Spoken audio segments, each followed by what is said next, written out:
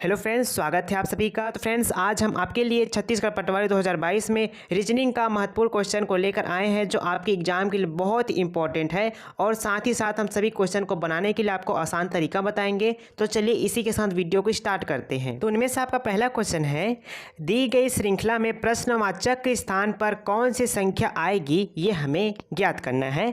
श्रृंखला दी हुई है 19 है, 20 है, 24 है, 51 है, 67 है और आपके पास यहाँ पर क्वेश्चन मार्क है।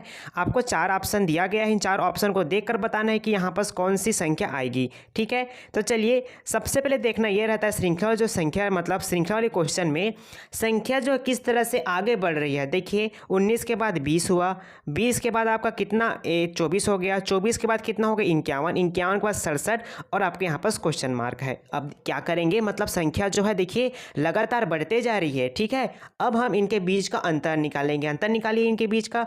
अगर 19 से 20 हुआ तो एक बढ़ा। ठीक है, 20 से 24 हुआ तो कितना बढ़ेगा, 4 बढ़ेगा।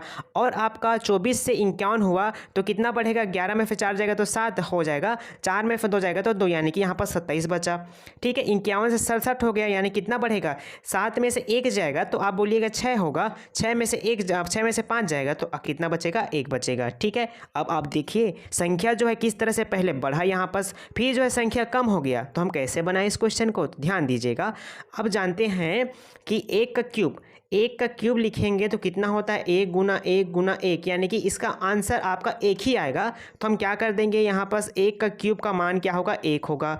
2 के स्क्वायर का मान कितना होगा आपका, 4 होगा। ठीक है, उसी प्रकार से अगर हम 3 का क्यूब करेंगे, 3 गुना 3 गुना 3, 3 तिया 9, 9 तिया 27, 3 का क्यूब करने पर 27 आ रहा है। ठीक है, अगर हम 4 का स्क्वायर करेंगे, 4 का स्क्वायर यानी कि 4 गुना 4, 4 चौको 16, इस तरह से 16 आ रहा है। ठीक है, तो क्या हुआ यहाँ पर, पहली संख्या का क्यूब हुआ, दूसरी संख्या का स्क्वायर, फिर पहली संख्या का क्यूब, फिर दूसरी संख्या का स्क्वायर। ठीक है, उसी प्रकार से आगे बढ़ेंगे, फिर क्या होगा, क्यूब होगा, फिर आपका स्क्वायर होगा, यानी कि अगली संख्या क्या होगी, जिस तरह से 1 2 3 4, 4 के बाद क्या आता है 5, 5 के बाद कौन सा क्रम आ गया आपका, क्यूब वाला आ गया। तो यहाँ पास 5 के ऊपर क्यूब आ जाएगा। 5 को 3 बार गुना करेंगे, 5 गुना 5 गुना 5, 5 पंचे 25, 25 पंचे कितना होता है जी, 125 होता है।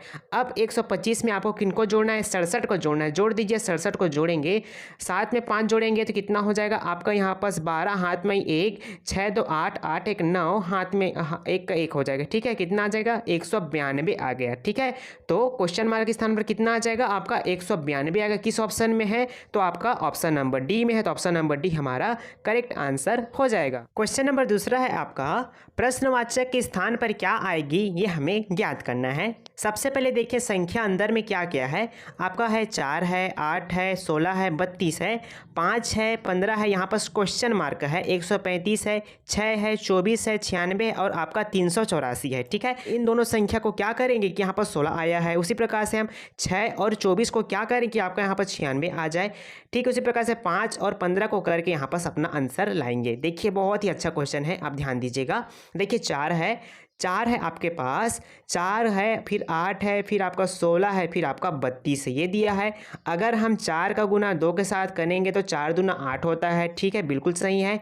अगर हम 8 का गुना 2 के साथ करेंगे तो 8 दूना 16 होता है। फिर हम 16 का गुना किन के साथ करेंगे, 2 के साथ करेंगे, तो इस तरह से आपका यहाँ पास 32 आ गया। ठीक है जी, समझ आया। उसी प्रकार से देखिए आपका क्या है, 6 24 दिया है, उसके बाद 96 है, फिर आपके बाद 384 ये दिया है। ठीक है, तो देखिए यहाँ पर अब 24 कैसे आएगा, अगर हम 6 का गुना 4 के साथ करेंगे, 6 चौको 24 होता है, 24 का गुना 4 के साथ करेंगे तो 96 आ जाएगा। ठीक है, अगर हम 96 का गुना 4 के साथ करेंगे तो 384 आ गया। ठीक है, क्या हुआ, पहले क्रम में पहले 2 का गुना हुआ, लास्ट वाले में 4 का, तो क्या बचा बीच में आपका, 2 के बाद 3 आता है तो इसमें 3 का गुना होगा। क्या कह दिया आपका, 5 दिया है, 15 दिया है, यहाँ पास क्वेश्चन मार्क है आपका 35, 135। ठीक है, अगर हम 5 में 3 का गुना कर देंगे तो 5 दिया कितना होता है, 15 होता है। ठीक है, अगर हम 15 में 3 का गुना कर देंगे तो कितना हो जाएगा, 15 तिया 45, यानी कि यहाँ पर क्वेश्चन मार्क पर क्या आ गया, 45 आ गया। अगर 45 में 3 का गुना कर देंगे, 45 में 3 का गुना कीजिए, 5 तिया 15, हाथ में 1, 4 तिया 12, 1 13। ठीक है, बिल्कुल राइट है। तो क्वेश्चन मार्क के स्थान पर क्या आ जाएगा आपका, 45 आ जाएगा। देखिए किस ऑप्शन में, आपका ऑप्शन नंबर ए में है, तो हमारा ऑप्शन नंबर ए बिल्कुल सही आंसर हो जाएगा। तो बहुत आसानी से इस तरह क्वेश्चन को आप सॉल्व कर पाएंगे। ठीक है, बस आपको तरीका बस पता चल जाए कि इस क्वेश्चन को किस तरह से सॉल्व करते हैं। क्वेश्चन नंबर आपका तीसरा है, निम्नलिखित में से कौन सा विकल्प दिए गए अंक समूह को समांतर है। ठीक है, समांतर यानी कि आपका क्या दिया है, 9 दिया है, फिर 217 दिया है और आपका 8 दिया है। मतलब ये जो संख्या जिस क्रम में है, मतलब उसी तरह से ये चारों ऑप्शन में से कौन सा है आपको बताना है इस क्वेश्चन में। मतलब आपको देखिए छोटा संख्या कौन आपका 9 है और 8 है। अब हम क्या करें कि 9 और 8 को क्या करें कि आपका आंसर यहाँ पर कितना आ जाए, 217 आ जाए। ठीक है, अगर हम क्या करें, 9 को अगर स्क्वायर कर दें और 8 का स्क्वायर कर दें, देखिए 9 का स्क्वायर कितना होता है आपका 81 होता है और 8 का स्क्वायर कितना होता है आपका 64। इन दोनों को आपस में जोड़ेंगे कितना आ जाएगा, यहाँ पर 5 आ जाएगा, यहाँ पर 4 आ जाएगा, मतलब 14 आ जाएगा। ठीक है, तो 145 हो रहा है, जो कि कितना आना चाहिए था हमारे पास, 217 आना चाहिए था। हम इस तरह से इस क्वेश्चन को सॉल्व नहीं कर सकते हैं। तो इस क्वेश्चन को हम क्या करेंगे, अगर आपका क्या है 9 है, अगर 9 का हम क्यूब कर दें और 8 का भी क्यूब कर दें, कर दीजिए। 9 का क्यूब कितना होता है तो आप बोलिएगा 729 होता है। ठीक है, 8 का क्यूब कितना होता है तो आप बोलिएगा 512 होता है। इन दोनों को आपस में घटा कर देखते हैं, अगर आ गया आंसर तो बहुत अच्छी बात है। 9 में 2 जाएगा तो 7 आ जाएगा, 2 में 1 जाएगा तो 1 आ जाएगा, 7 में 5 जाएगा तो कितना बचेगा, यहाँ पास 2 बचेगा। तो इस तरह से देखिए 217 आपका आंसर आ गया है। ठीक है, तो इसी प्रकार से करेंगे। अगर हमारे पास 5 है, 5 का क्यूब करेंगे तो 125 होगा। 125 में हमें 6 चौका 36, मतलब 6 का क्यूब करेंगे, 6 छक्का 36, 36 छक्का 216 होता है। 216 करेंगे तो आपका आंसर इस तरह से नहीं आएगा। ठीक है, 4 का देखते हैं। 4 है, 4 का अगर क्यूब करेंगे तो कितना होता है, 64 होता है। ठीक है, 64 और 3 का क्यूब करने पर कितना होता है, 27 होता है। इनको माइनस कर दीजिए, माइनस करेंगे 14 में 7 जाएगा तो आप बोलिएगा 7 होगा, 5 में 2 जाएगा तो कितना बचेगा आपका 3 बचेगा। तो देखिए 37 है, बिल्कुल सही है। तो इस तरह से दोस्तों आपका जो ऑप्शन नंबर बी है बिल्कुल करेक्ट आंसर हो जाएगा। उसी तरह देखिए आपका 3 है, अगर 3 का क्यूब करेंगे तो 27 हो जाएगा, 2 का करेंगे तो ये नहीं आ पाएगा। ठीक है, यहाँ पर भी देखिए छोटी संख्या हो गई है, तो ये दोनों ऑप्शन आपका पहला ऑप्शन नहीं है, आपका ऑप्शन नंबर बी जो है बिल्कुल करेक्ट आंसर है। ठीक है, क्वेश्चन नंबर आपका चौथा है, किसी सांकेतिक भाषा में एन को 30 और COT को 78 का संकेत दिया गया है। इस भाषा में PAT का संकेत क्या होगा, क्या 100 होगा, 70 होगा, 84 होगा या फिर 41 होगा, ये आपको ज्ञात करना है। ठीक है, सबसे पहले देखेंगे कि एन जो है हमारे पास क्या है जी, यहाँ पास एन है। एन को किस प्रकार से 30 लिखा गया है, एन जो है कितने नंबर पर आता है तो आप बोलिएगा 14 नंबर पर आता है। अगर 14 के 2 के साथ गुना करेंगे, गुना कीजिए, 14 दूना 28 और इसमें हमें कितना ऐड कर दें, 2 ऐड करेंगे, 2 ऐड करने पर कितना आंसर आ जाएगा आपका 30 आंसर आ जाएगा। ठीक है, उसी प्रकार से आपका COT है, क्या है CO और आपका T है। C जो है कितने नंबर पर आता है तो आप बोलिएगा 3 नंबर पर आता है।